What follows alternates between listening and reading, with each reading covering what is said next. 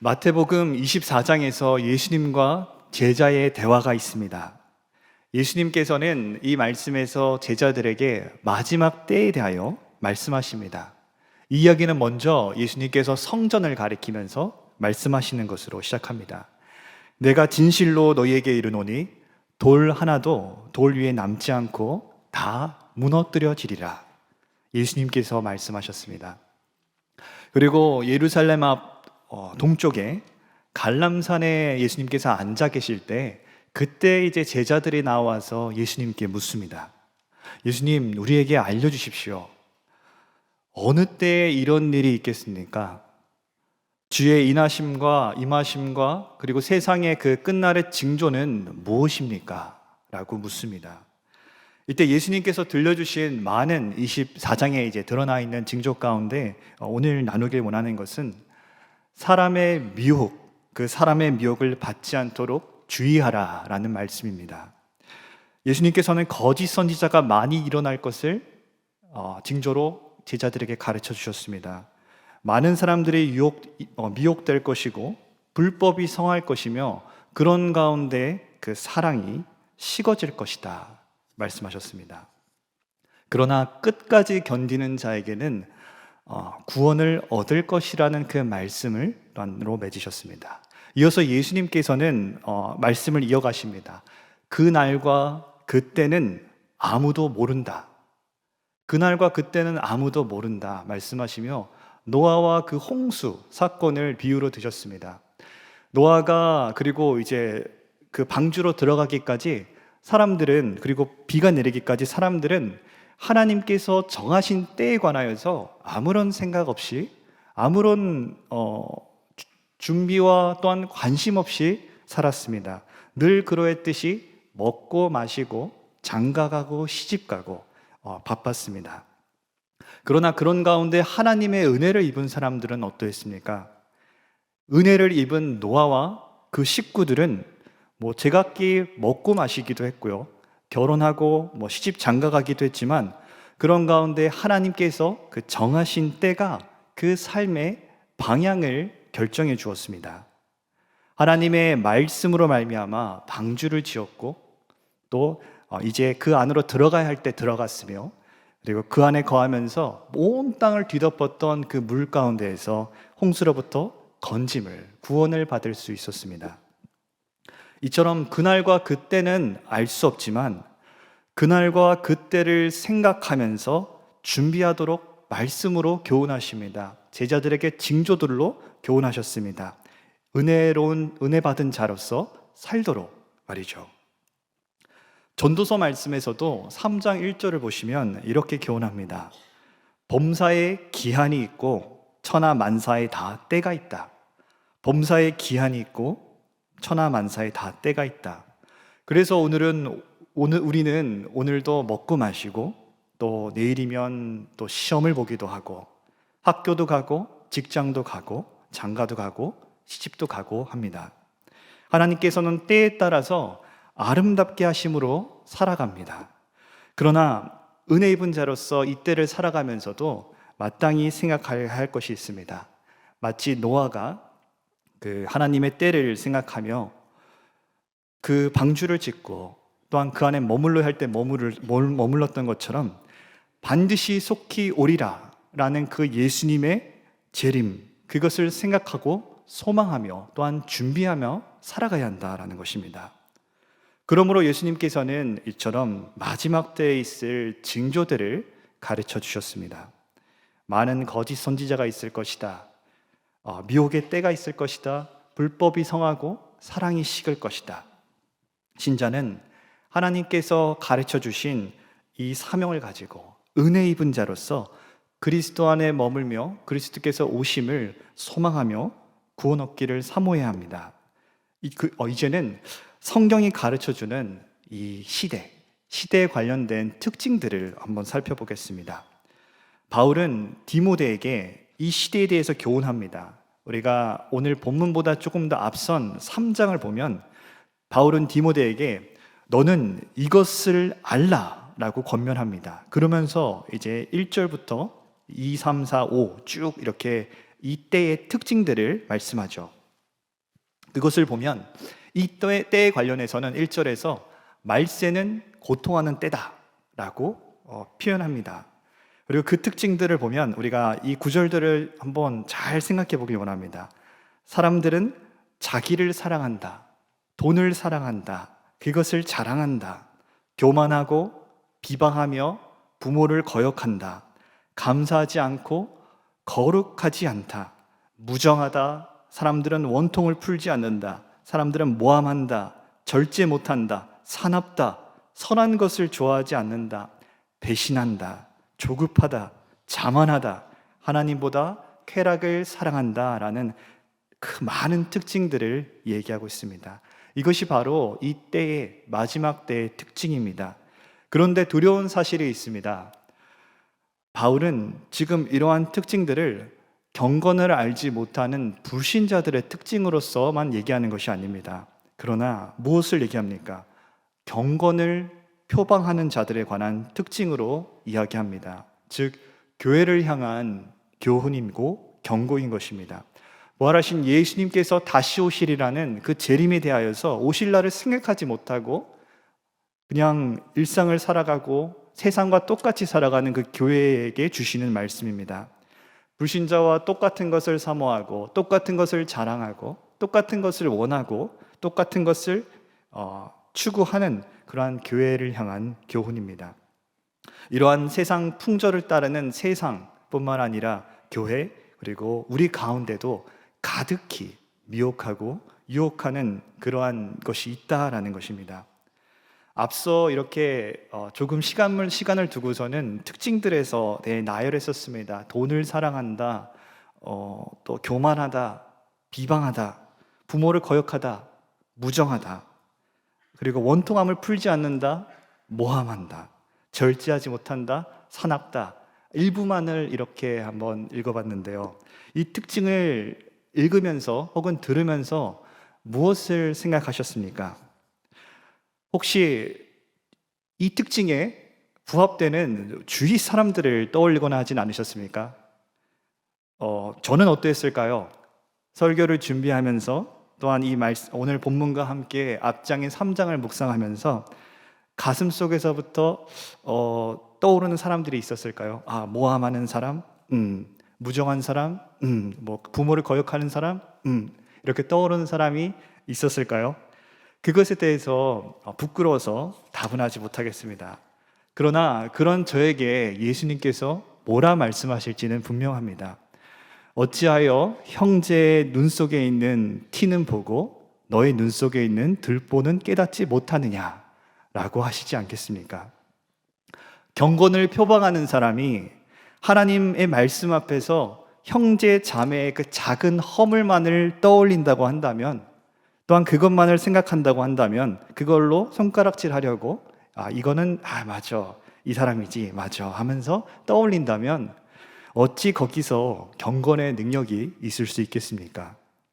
참으로 이렇게 제 자신을 돌아보면서 이 말씀을 묵상하면서 깨닫게 되는 것은 이러한 정말 말세에, 고통하는 때에, 그리고 이때를 영원히 살 것과 같이 정말 이 세상에 정말 잘 나는 적응해 있구나라는 생각을 했습니다.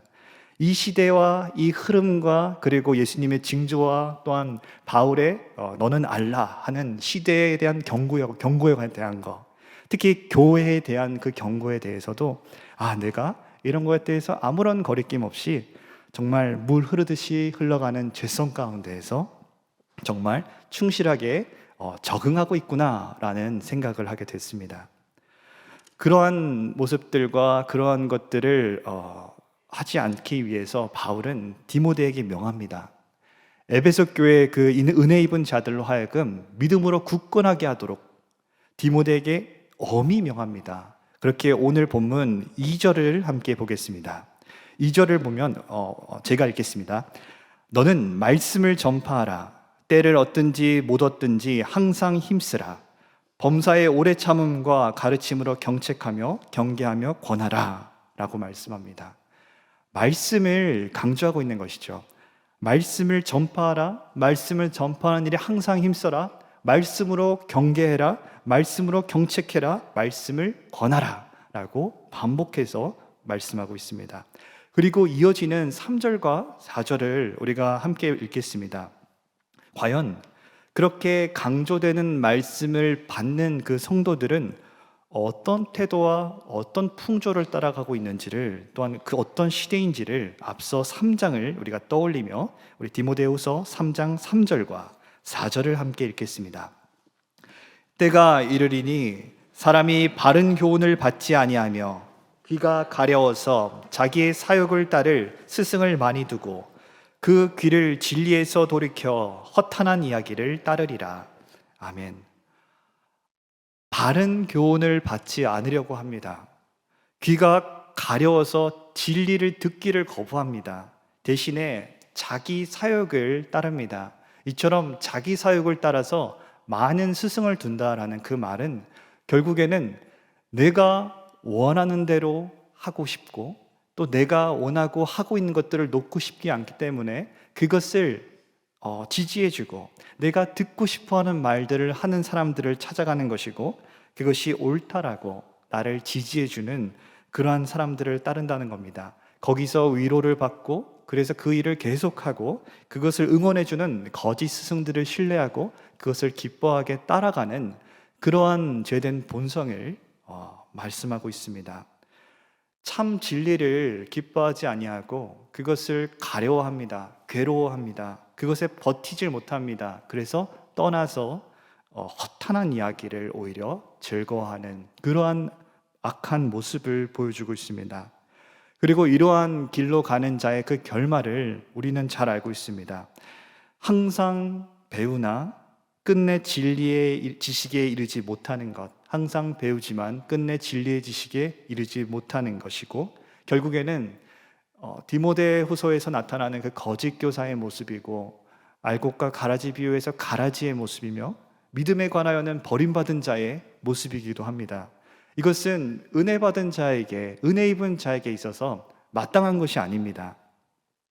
우리는 지금 이처럼 귀를 가려워하는, 귀가 가려운 시대를 살아가고 있습니다.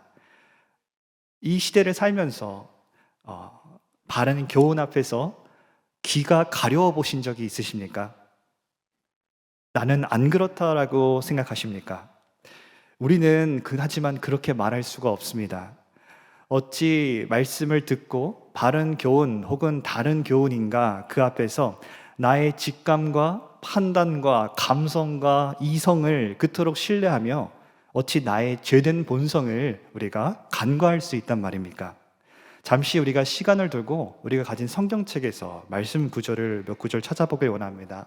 처음에는 요한일서 1장 8절입니다.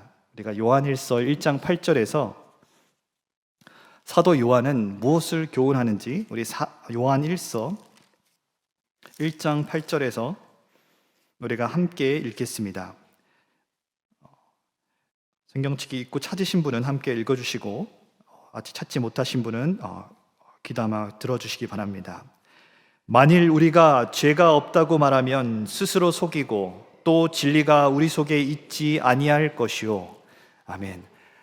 제가 한 번 더 읽겠습니다. 만일 우리가 죄가 없다고 말하면 스스로 속이고 또 진리가 우리 속에 있지 아니할 것이요 라고 사도 요한은 교훈합니다.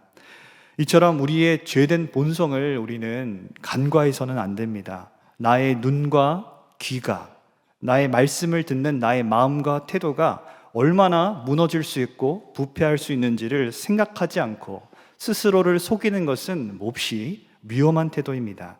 그것은 진리에 있는 자의 태도가 아니라고 교훈합니다. 또한 우리 로마서 말씀을 한번 또 찾아보길 원합니다. 로마서 7장입니다. 아마 찾지 않더라도 대부분 아시는 말씀일 겁니다. 로마서 7장 19절에서부터 시작하는데요. 로마서 7장 19절에서부터 우리가 읽지는 않겠습니다만 한번 눈으로 보시며 생각해 보시길 바랍니다. 사도 바울은 이 자신은 무엇을 발견하였다라고 얘기합니까? 내 안을 보면서 내 육신에 선한 것이 거하지 아니하는 줄을 안다라고 고백합니다. 원하는 바는 무엇입니까? 선을 행하는 것이지만 그러나 그 무엇을 행하고 있습니까? 악을 행하고 있다라고 얘기합니다. 그러면서 내 속에 거하는 죄, 로마서 7장 20절에서 내 속에 거하는 죄를 고백합니다. 또한 이 말씀과 이 로마서 7장의 말씀과 관련하여서 신학자 존 오웬은 신자 안에 내재하는 죄에 관련된 책을 썼습니다. 그리고 거기서 이렇게 그는 표현합니다. 죄의 권능을 발견하지 못함은 죄의 지배 아래 있다는 증거다. 죄의 권능을 발견하지 못함은 여전히 죄의 지배 아래 있다는 증거다라고 말합니다. 생각해보면 또한 오웬이 쓴 표현이었는데, 죄가 이끄는 대로 흘러가는 사람이라면 자신의 죄와 그리고 자기의 죄된 본성이 그 죄를 기뻐한다라는 것을 아무런 걸리는 거 없이 자연스럽게 인식하지 못할 겁니다. 죄가 이끌고 흘러가는 대로 흘러가는 사람이라는 말이죠. 그러나 반대로 자기의 죄된 본성을 인식하고 그것을 거스르는 사람이라면 어떻겠습니까? 거슬러 헤엄치고 싸우는 사람이라고 한다면 어떨까요? 그 누구보다도 강하고 내가 수용하길 원하는 것은 저쪽인데 나를 밀어서 오히려 뒤로 보내는 그러한 죄의 권능을, 내 속에 내재하고 있는 죄를 누구보다도 강하게 느낄 것입니다. 성도 여러분은 어떻습니까? 말씀 앞에서 우리의 태도를 살펴보길 원합니다. 하나님의 말씀을 아멘으로 받아들이십니까? 때로는 내가 말씀 앞에서 불편함을 느끼고 성경의 표현과 같이 귀가 가려울 때가 있습니다. 그때 자기 자신을 점검하시고 내가 지금 어떤 상황에 있는지를 돌아보십니까? 아니면 스스로 좀 그릇된 생각에 빠지시곤 하십니까? 이런 착각을 할 때가 있습니다. 나는 그리스도 안에서 생명의 법이 죄와 사망의 법으로부터 해방하였으니까 내 느낌대로, 내 직감대로 주시는 그 말씀을 듣는 귀, 이것은 성령의 인도다라고 우리가 종종 착각할 때가 있습니다. 진실로 예수 그리스도께서 십자가와 부활을 통하여서 죄와 사망의 법에서 신자를 해방하신 것은 맞습니다. 진실됩니다. 그리고 죄에 대하여서도 신자는 죽었고 하나님에 대하여 살아있는 자로서 이제는 그 죄가 우리 신자에 대한 지배권을 상실했다는 것도 맞습니다. 그러나 문제가 무엇입니까? 마지막 날까지 그 죄는, 그 사망은 불법적으로 발악한다라는 것입니다. 끝까지. 그래서 우리는, 그리고 우리의 죄된 본성은 그것에 기쁘게 반응한다라는 것입니다. 이 죄와 죄된 본성을 우리는 간과해서는 안 됩니다.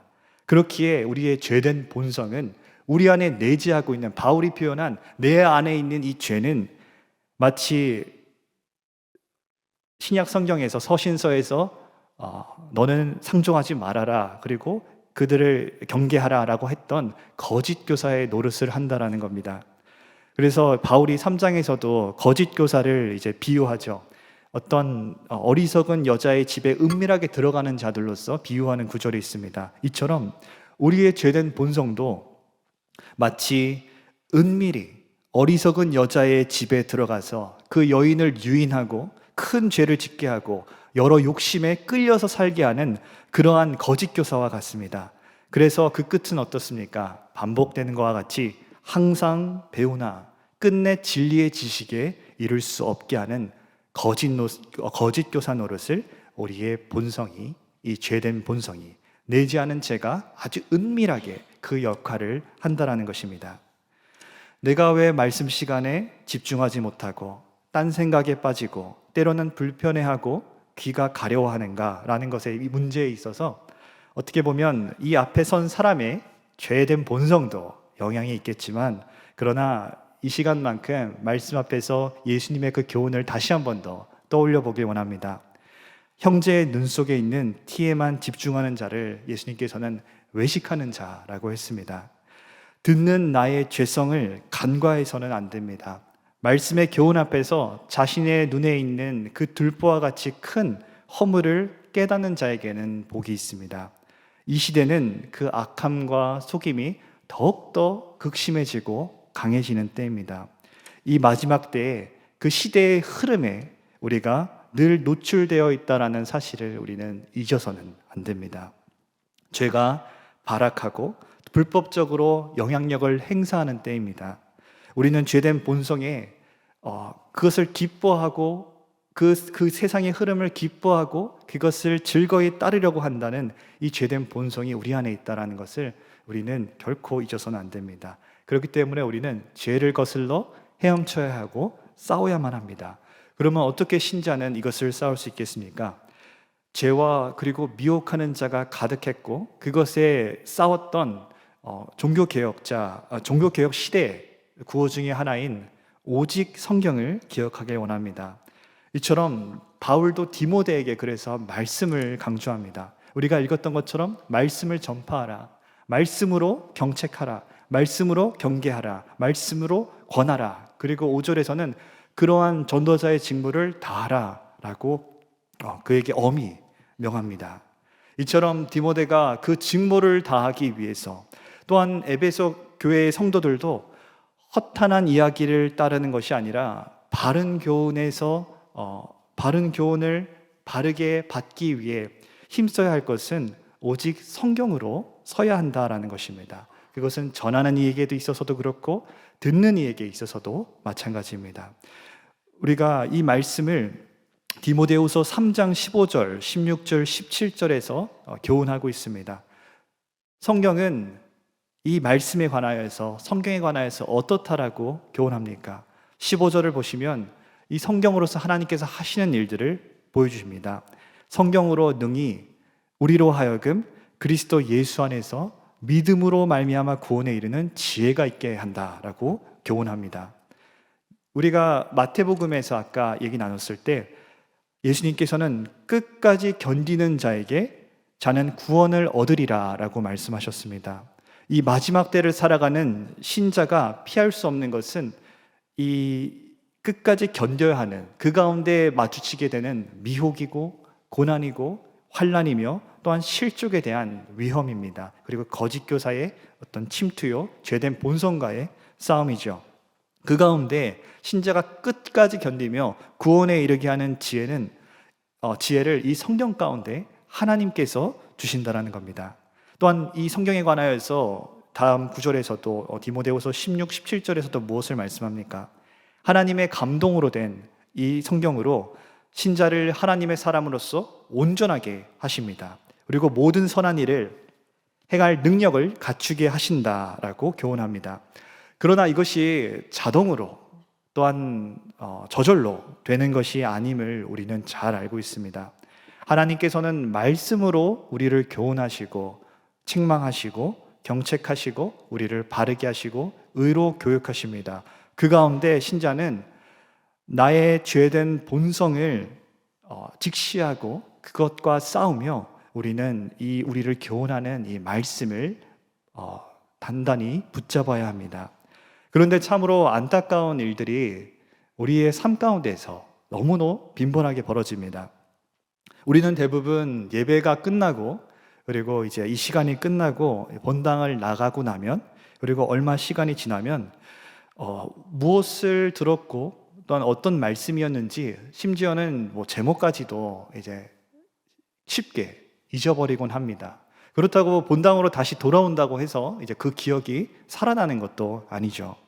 말씀을 기억하지 못하는 일들이 우리 가운데 너무도 일반적으로 벌어집니다. 이것은 우리 가운데 흔히 벌어지는 일이지만 그러나 신자에게 있어서는 마땅한 것이 아님을 우리는 기억해야 합니다. 말씀에 대한 우리의 태도와 자세와도 그리고 습관과도 연결되어 있다라고 생각합니다. 그래서 우리가 잠시 생각해 보길 원합니다. 무엇이 마땅한가, 무엇이 유익한가를 말이죠. 우리는 예배를 준비함에 있어서 어떻게 준비하고 있습니까? 어떻게 본문 말씀을 먼저 펼쳐보고 그것을 읽으며 묵상하면서 준비합니까? 어떻습니까? 혹은 예배를 위해서 그 성경을 준비해 옵니까? 또한 언제든지 펼칠 수 있도록 마음의 준비가 되어 있습니까? 성경책에 유무를 얘기하는 것이 아닙니다. 단순히 뭐 성경책을 가지고 왔으면 건강한 것이고 가지고 않았으면 건강하지 못한 것이다. 그런 기준을 얘기하는 것이 아닙니다. 요즘 핸드폰 어플이 얼마나 발달되고 잘 나와 있습니까? 또한 이 화면 역시도 얼마나 편리하고 또 눈이 아주 번쩍 뜰 만큼 잘 보이고 선명합니까? 그런데 저는 개인적으로 저 자신에 대해서 조금씩 알아가고 깨닫게 되는 순간이 있는 것 같습니다.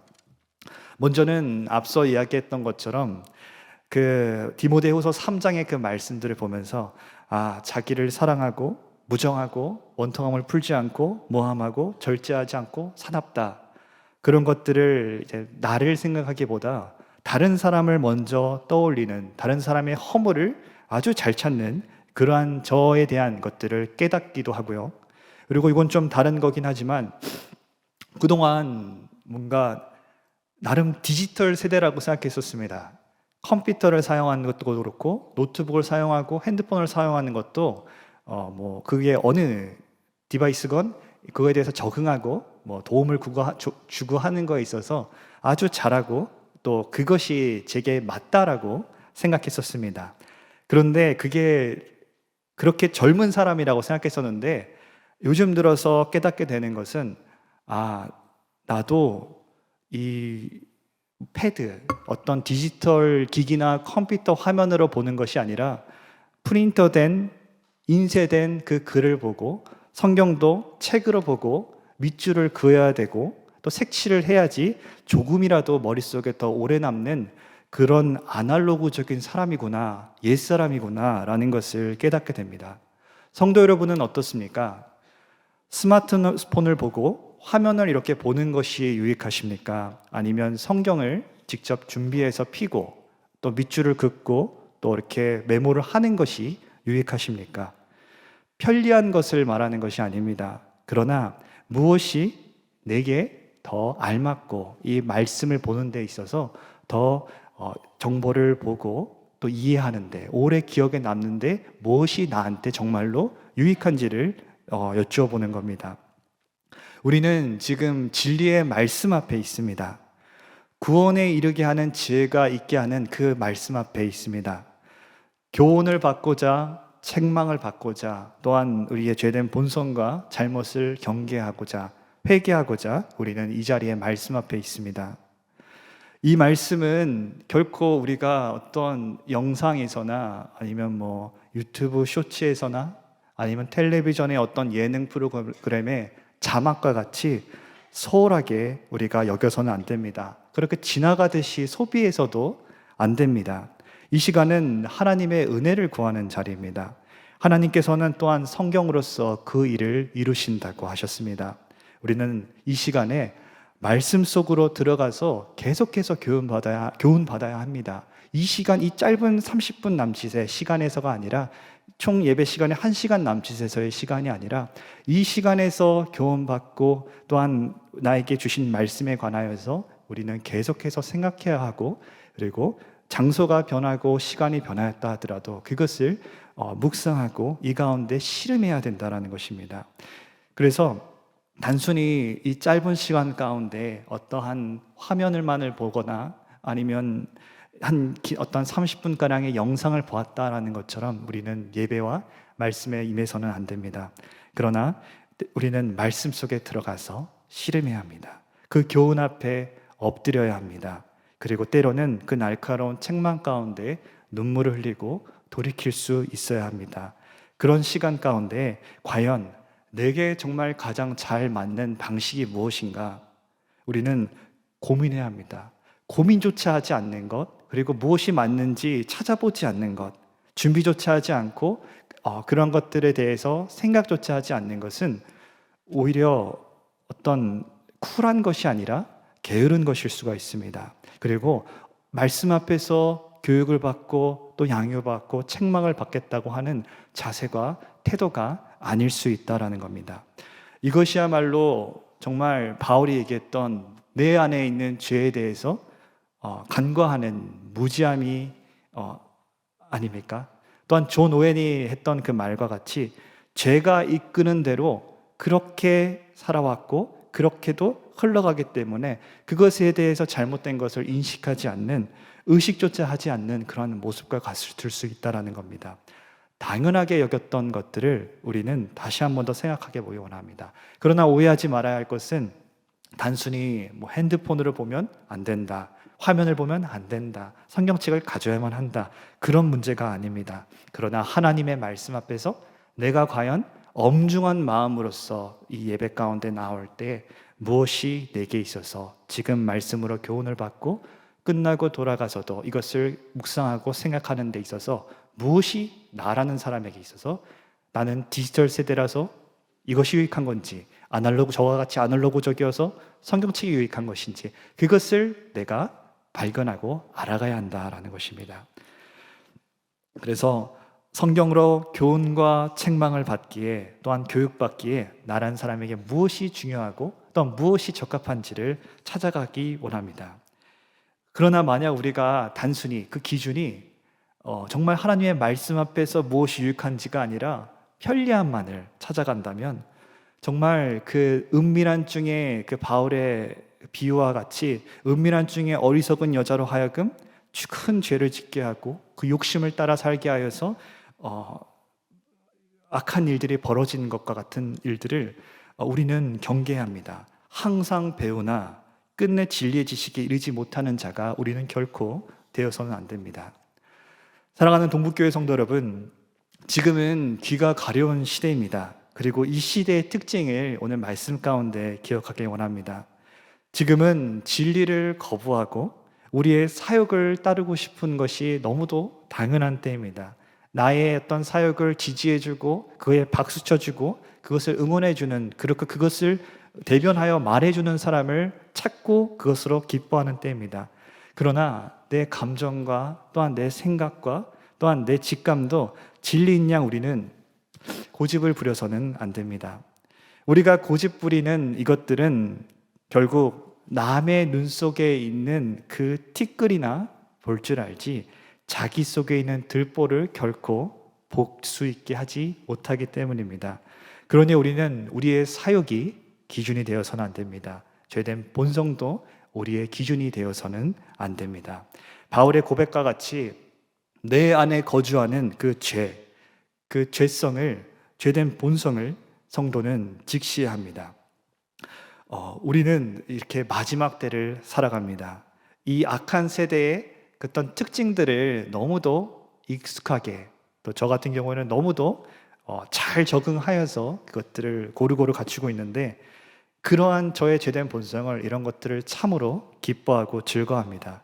그렇기에 은혜가 필요로 하는 그러한 죄인입니다. 그러니 내가 기준이 되어서 나를 주장하는 것이 아니라 오직 성경을 기준으로 삼아야 합니다. 하나님께서는 이처럼 이 디모데 후서에서 말씀하시고 교훈하시는 것처럼 성경으로 능히 이 허물 많은 자를 하나님의 사람으로 온전하게 합니다. 그리고 하나님은 성경으로 능히 이 악한 자를 모든 선한 일에 행할 능력을 갖춘 자로 하신다는 그 말씀을 믿습니다. 오늘 다룬 그 말씀을 요약하여서 우리가 생각해 보길 원하고 함께 우리 고백하길 원하는데요. 제가 먼저 얘기하는 그러한 내용들을 우리가 함께 한 목소리로 고백하길 원합니다. 나는 귀가 가려운 시대를 살고 있습니다. 나의 본성은 이 시대를 즐거워합니다. 자기 사욕을 따르려고 합니다. 그러니 나는 한시도 성경의 가르침 없이 설 수 없습니다. 성경의 가르침 없이 살 수도 없습니다. 이 사실을 잊지 않고 이 마지막 때를 살겠습니다. 오직 말씀으로 생각하고 오직 말씀으로 말하며 오직 말씀으로 준비된 삶을 살겠습니다. 감사합니다. 그러므로 엄중하게 고민해 보길 원합니다.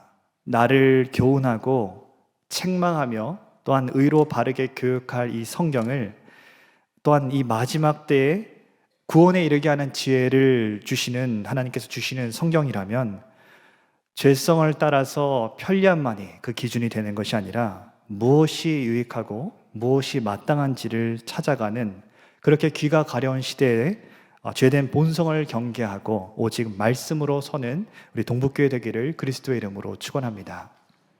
기도하겠습니다. 살아계신 하나님 아버지, 이 시간 주님의 도움을 구합니다. 시대는 날이 갈수록, 마지막 때가 가까울수록 더욱 악하여지고 속이고 은밀해지고 교묘해집니다. 저희 속 안에 있는 죄성은 이 시대의 이 특징들을, 이 흐름을 너무도 기뻐합니다. 저희로 자기 사역을 주장하게 하고 그것을 지지해 줄 거짓 스승들을 찾게 합니다. 그러나 하나님께서는 이 무지한 자들로 하여금 끝까지 그리스도 안에, 진리 안에 거하게 하실 줄 믿습니다. 저희 안에 있는 죄된 본성을 보고 말씀에 가르쳐주는 그러한 경계와 또한 교훈을 받아 우리로 하여금 경각심을 갖게 하실 줄 믿습니다. 바른 교훈을 거부하고 귀가 가려워하는 상황 가운데에서 저희의 그릇됨을 바로잡아 주시옵소서. 우리 동북교회가 말씀을 전파하고 말씀으로 경책하고 경계하고 권하는 일에 항상 힘쓰는 교회가 되길 원합니다. 또한 말씀으로 교훈받고 책망받고 교훈받기를 기뻐하는 교회 되길 원합니다. 이 악하고 교묘하고 은밀한 시대 가운데 지켜주시옵소서. 저희 개개인의 신앙의 자세 가운데서도 편리함이 아니라 말씀에 대한 엄중한 마음으로 무엇이 유익한지를 찾아가며 더욱더 말씀에 적셔지고 말씀으로 씨름하며 말씀 가운데 더욱더 주님을 사모하게 하여 주시옵소서. 예수님 이름으로 기도드립니다. 아멘.